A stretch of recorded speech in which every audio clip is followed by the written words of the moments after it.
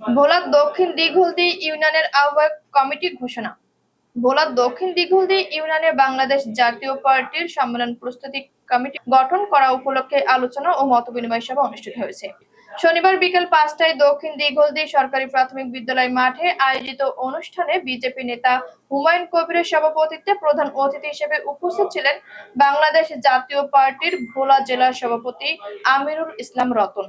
বিশেষ অতিথি হিসেবে উপস্থিত ছিলেন বাংলাদেশ জাতীয় পার্টির সাংগঠনিক সম্পাদক প্রফেসর মোহাম্মদ নূর নবী, সিনিয়র সহসভাপতি মোহাম্মদ আলমগীর হোসেন মানিক, উপজেলা বিজেপির সাধারণ সম্পাদক আবুল বাশার বুলবুল, সাংগঠনিক সম্পাদক মোহাম্মদ আইনুর রহমান জুয়েল মিয়া, সহ সম্পাদক আবুল বাশেদ বাচ্চু, জেলা যুব সংহতির আহ্বায়ক মোহাম্মদ নূরে আলম সিদ্দিকী টিটু, সদস্য সচিব মোহাম্মদ আনোয়ার হোসেন, উপজেলা স্বেচ্ছাসেবক পার্টির আহ্বায়ক মোহাম্মদ গোলাম হোসেন, সিনিয়র যুগ্ম আহ্বায়ক মোহাম্মদ কামাল সর্দার।